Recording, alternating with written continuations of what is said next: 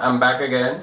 Well, today we are going to discuss, or rather, I'm going to talk about UPSC. It's about IAS, IFS, IPS, IRS, so on and so forth. And it's just a general discussion. It will be basically on how you're going to apply for this exam and basic points to discuss. So, well, to begin with, on the 22nd of this month, the online application forms for UPSC have been out. It's going to be till the 17th of March till 6 p.m.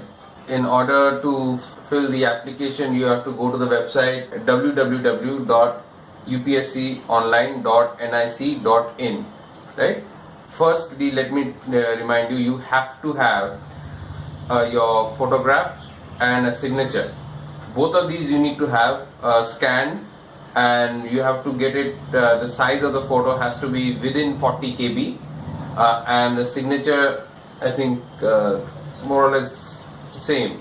This whole process of photograph and signature is very important, is vital, because many people, they just take the photo from the camera and they go ahead and they upload it, but it still doesn't upload because there is a size which they go adhere to, that is 40 kb. Right, everything will be there in the website. Once you go there, you'll get to know about it. Okay. Second, I get a lot about this particular question as what are the qualifications needed. You just basically need to be a graduate. That's it. BA, BSc, BTech, BCom. You need to be a graduate first, and then you can apply. Or like probably you can apply if you're probably in the final year of your graduation. I think so you can apply then. You need to go ahead and check, because I have never done that previously. I have never done it. And thirdly, this is for the SC, ST or OBC candidates. Previously, you have to just give your, like, say which category or which community, SC community or ST community or OBC community. With that, just with that click, everything would be done. But now what they're doing is, once you click that, they'll ask you for your certificate. In which year did you get your certificate? You have to have that by your side, and then you can fill up your form accordingly. Because if you don't, then what happens is, you have to refresh it.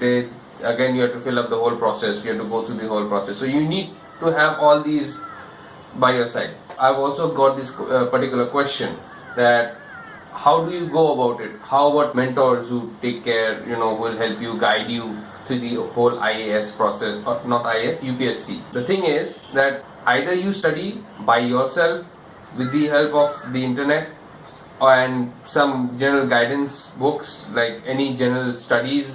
Don't go for GK, general studies and current affairs. If you are not that sure about, then you need to follow your NCERT books from class 9, 10, 11, 12, right? These for history, for geography, for mathematics, for science, physics, chemistry, biology, English literature. If you just read them, go through them, most of your questions will be answered in general study. And then your current affairs, you can refer to any good publication books or the internet. You'll find various websites with amazing current affairs. And then if you're not satisfied with that kind of study, you need coaching. Now for that, it's better you come to Delhi, because I really do not know any other state which provides the kind of coverage, the kind of expertise in UPSC preparation. Delhi is full of it, filled with UPSC aspirants. If most of you think that, no, that is the way, self-preparation cannot get me UPSC, fine. If you want proper guidance, then that's the way to go. And number one, if you want to go that way, then the institutes which basically come up are nowadays Wajiram, and then Rao's, and then Chanakya. These are all good institutes, but the thing is that it should cater to your needs. You should know which institute caters to you. If you think that none of it caters to you, then you can always go for the postal coaching, where you have your own free time and you can approach it in your own way.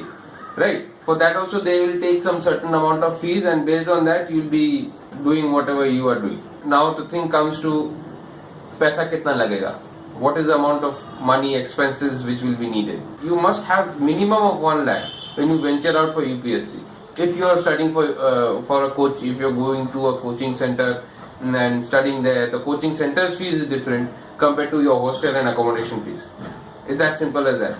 So you have to include everything and then come down to the total expenditure.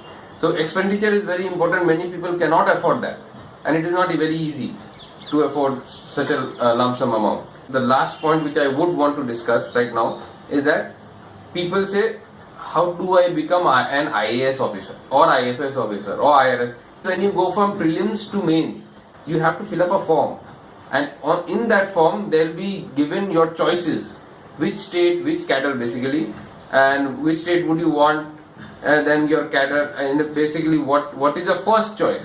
If your first choice is an IAS officer and your second choice is an IFS, your third choice is IRS, so, and fourth choice is IPS. Basically what will happen is, when you will finally write your mains exam, written exam, your marks, whatever you get, that will decide which post you will be going to. If your first choice is IAS and your marks which you finally get in the exam, written exam, is lower than the lowest marks of the person who's got through IAS, then your choices will come down to your second choice. And also many people, what they do is, they get the best marks, they are selected in IAS, but they don't want to become an IAS officer. They want to become an IFS officer, Indian Foreign Service Officer. Also they want to become IRS officer, Indian Revenue Service Officer. Or they want their first choice to be IPS, that is Indian Police Service. That is up to you. But your marks has to be there, and that's it for now. And everything else you'll find on the website, which I just mentioned the first time. I hope all of you get through the UPSC exams. Yep. So all the very best.